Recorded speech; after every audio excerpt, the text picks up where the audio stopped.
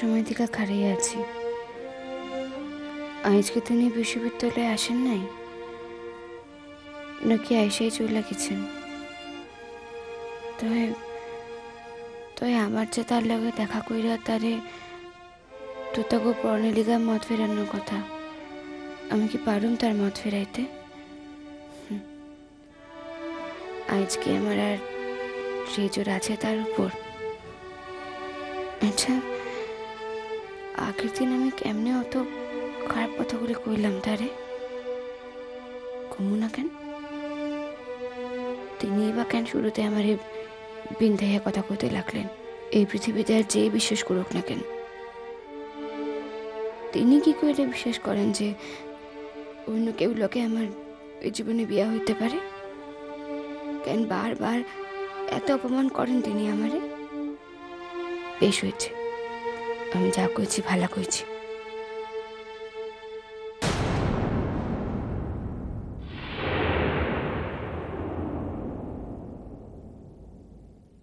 ওই যে আসতেছেন মানুষ খান। আচ্ছা, এই দুনিয়াতে কত পুরুষ মানুষ আছে, তাইলে আর কেউ কেন ওনার মতো লাগে না আমার? উনি জানি সকলের থেকে আলাদা, 1,00,000 মানুষের ভিতর চিনে লওয়া যায়। এই মানুষ একদিন আমার ছিলেন, আজ তিনি ময়না ভাবির। তো একদিন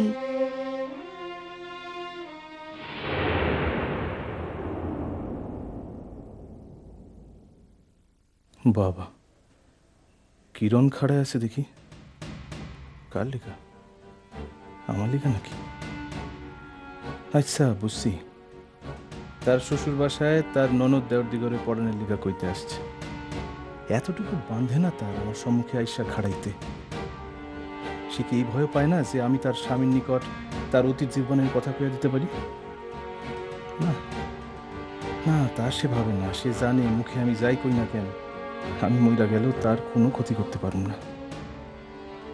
কিন্তু সে কি ইয়া জানে যে আমি তারে এমন অপমান করতে পারি যে কি করুন? তাহলে কথা কম না, তারে এড়াইয়া যাবো? না না, আমি যাইছা তারে কিছু কম না, দেখি সে কি করে। শোনেন,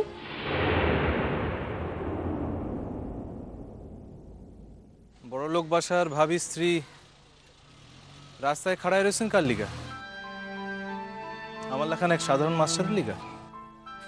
সুযোগ বুঝে যে আপনি আমার অপমান করতে কষ্ট করবেন না সে আমি জানি, যাই না শুনেই আসছি। আপনারে তোতাগো পড়াইতে যাইতে হইব।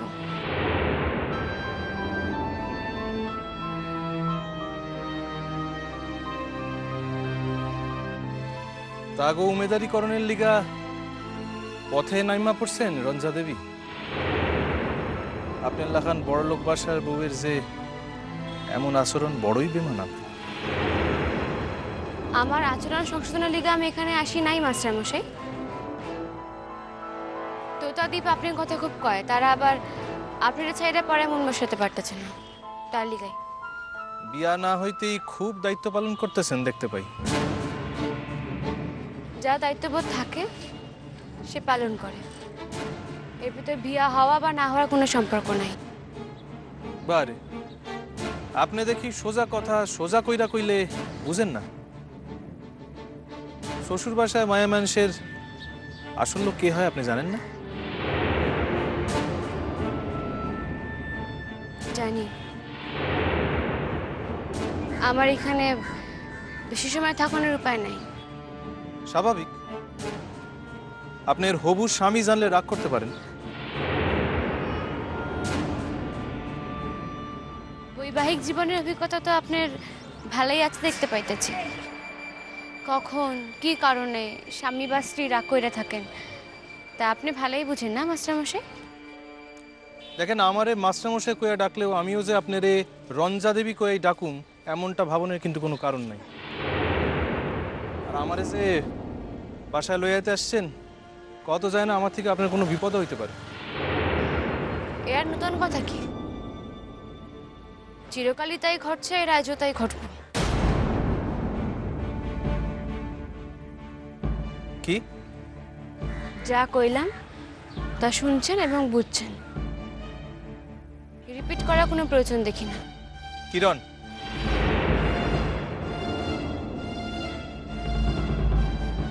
আপনারা দেখি এর মধ্যে আমার নাম ভুলে সারছেন।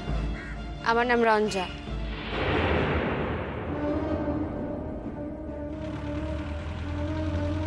দুই দিন পর যিনি পরশ্রী হতে যাইতেছেন তার নাম ধরে ডাকা শোভা পায় না মাস্টার মশাই। ডাকতে হইলে রঞ্জা দেবী কইয়া ডাকবেন।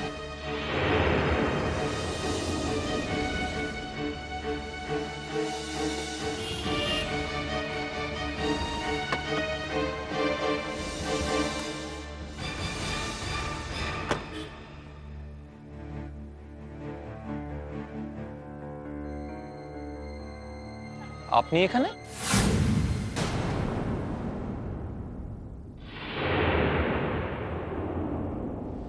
আরে আপনি? না মানে ওই ওই হঠাৎ ওনার লগে আমার দেখা হইয়া গেল, তাই কথা কইতেছিলেন। মানে উনি কথা কইতেছিলেন। আমি আসলে ওনার লিগে এখানে খাড়িয়েছিলাম। আপনি তো জানেন যে আগের দিন আমার সামান্য কি এক কথায় উনি রাগ কইরা তোতাকে পড়ানো ছেড়ে চলে আসছিলেন।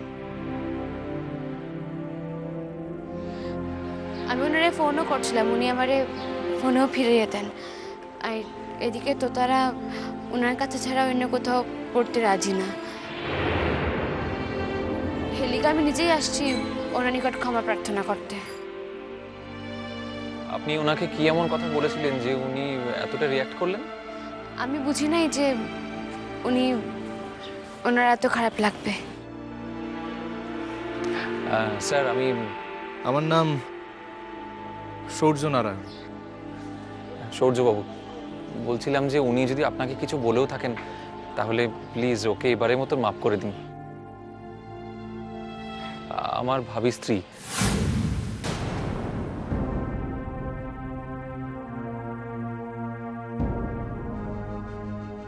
উনি যদি আপনাকে কিছু বলেও থাকেন তাহলে আমি আপনার কাছে ক্ষমা চেয়ে নিচ্ছি।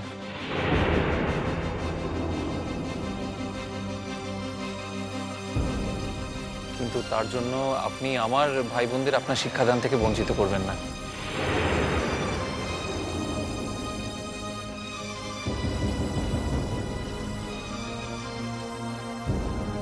কি হলো? দেখুন, রাস্তায় যখন আপনার সঙ্গে দেখা হয়ে গেল না, আমি কিন্তু আপনার কথা আদায় না করে এখান থেকে কোথাও যাচ্ছি না। ঠিক আছে, আমি কাল থেকে আপনাকে বাসায় পড়াইতে যাব। থ্যাংক ইউ সূর্যবাবু, আপনাকে অসংখ্য অসংখ্য ধন্যবাদ। রঞ্জা, আপনি উঠুন গাড়িতে, আমি বাড়ি ফিরছি।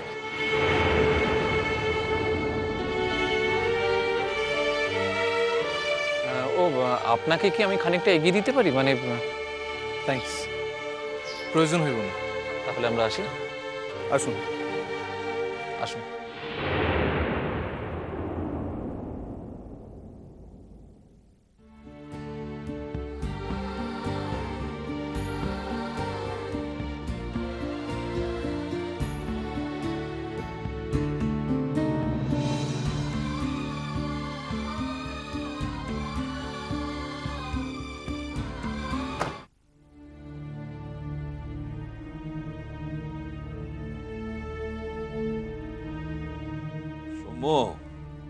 হ্যাঁ বলো।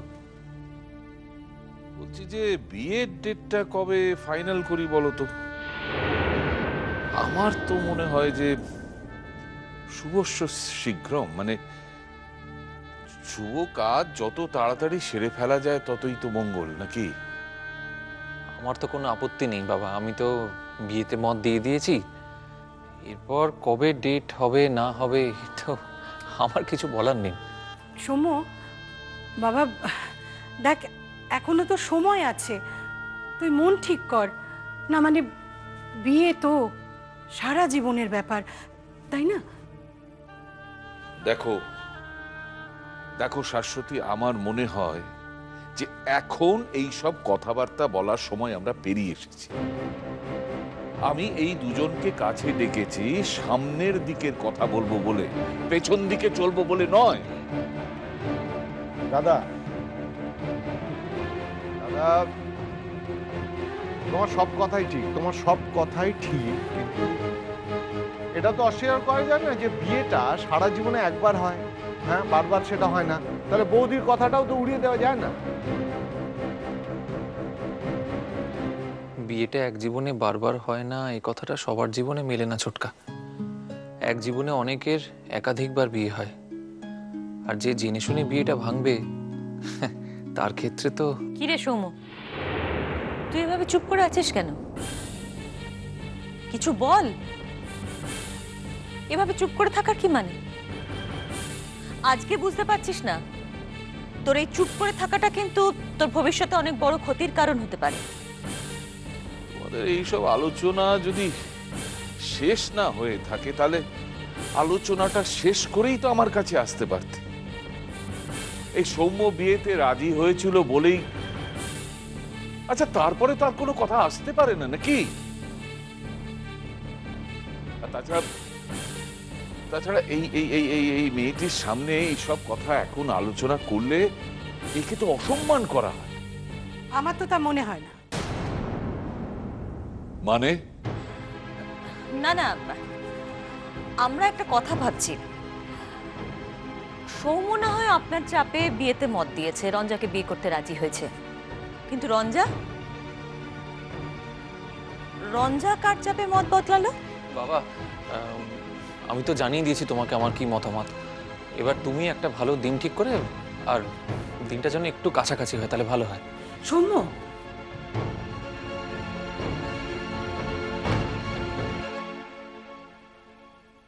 আচ্ছা আচ্ছা তোমরা কি বলতে চাইছো একটু পরিষ্কার করে বলো তো। আমার তো মনে হচ্ছে যে এই বিয়েতে সৌম্যর যত না আপত্তি ছিল তার থেকে অনেক বেশি আপত্তি ছিল তোমাদের। রঞ্জামা, তুমি এখন একটু ভেতরে যাও, আমি পরে তোমার সঙ্গে কথা বলবো। না, ওর সঙ্গে আমাদের কথা আছে।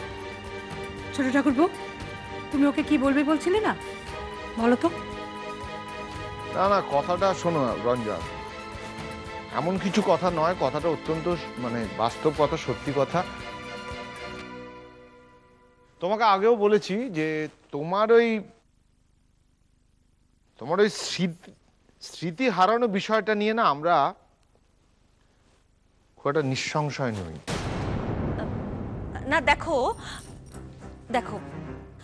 তুমি হয়তো আমাদের ভুল বুঝছো, ভাবছো আমরা তোমাকে মেনে নিতে অস্বীকার করছি, কিন্তু একটা জিনিস ভাবো, তুমি আমাদের জায়গায় নিজেকে দাঁড় করাও, তাহলে দেখবে তোমারও এটা বিশ্বাস করতে অসুবিধে হতো। আচ্ছা ঠিক আছে, আমি ধরে নিচ্ছি যে সত্যিই তোমার মেমোরি লস হয়েছে, কিন্তু তারপর এমন তো হতে পারে একদিন তোমার স্মৃতি ফিরে এলো, তখন তোমার সব পুরনো কথা মনে পড়ে গেল, তখন তুমি আজকের জীবনটাকে, এই বিয়েটাকে অস্বীকার করলে, তখন আমাদের সৌম্যর কি হবে বলো? বলো, উত্তর দাও। হ্যাঁ রঞ্জন, এই প্রশ্নের উত্তর তোকে দিতেই হবে, কারণ এই প্রশ্নের উপরে অনেক কিছু নির্ভর করছে। আমি তো নিজের ইচ্ছায় বিয়ে করতে চাই নাই মা,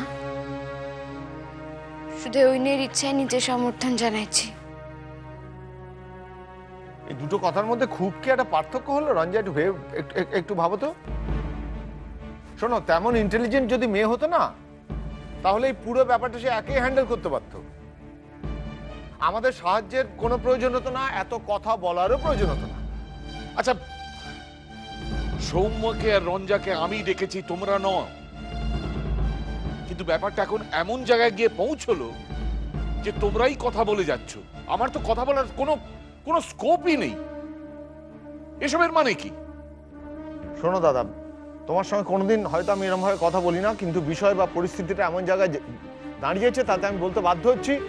তোমার মতো ইমোশনাল হয়ে আমরা কোনো যুক্তি হারাইনি, আমাদের বুদ্ধি, আমাদের ইচ্ছে কোনো কিছুই হারাইনি। আমরা যথেষ্ট সজ্ঞানে কথা বলছি, তাই হয়তো তোমার এগুলো মনে হচ্ছে।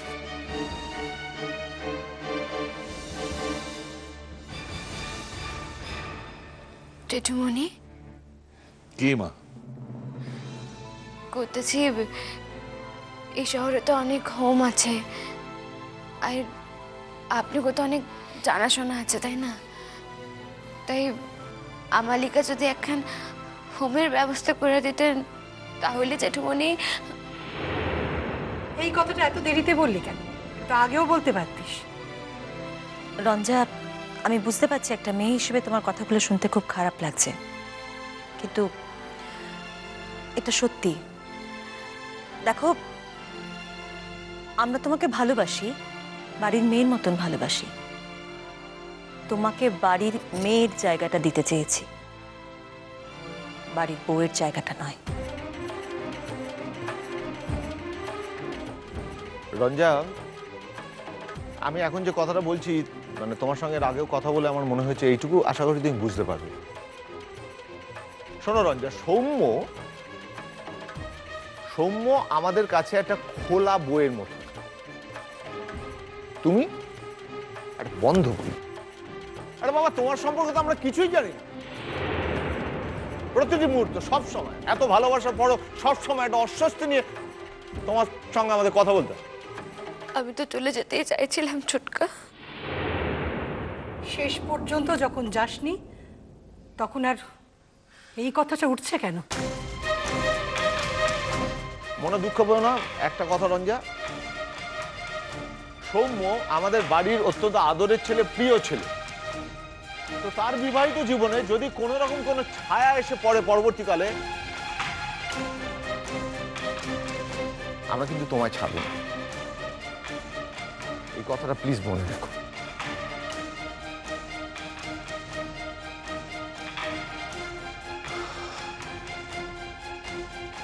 রঞ্জা, এদিকে আয় মা, এদিকে আয়, এদিকে আয়। আয়,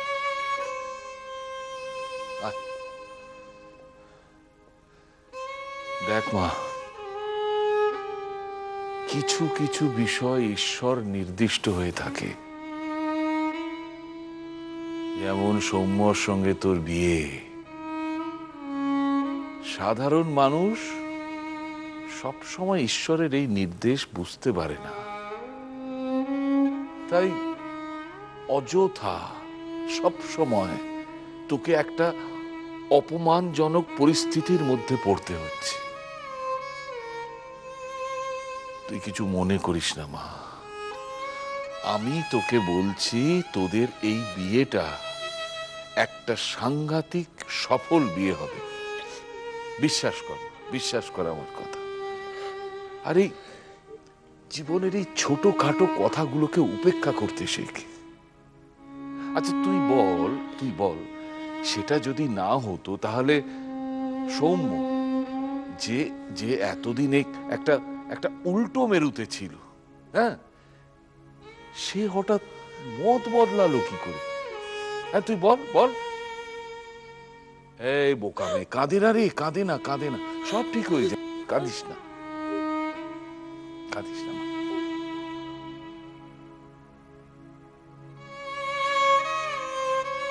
জেঠুমনি অক্ষর কাঁদতেছে, আপনি ঠকাইতেছে বইলা। তো আল্লাহ জানেন, এছাড়া যে আমার বাঁচার আর কোনো উপায় ছিল না জেঠুমনি।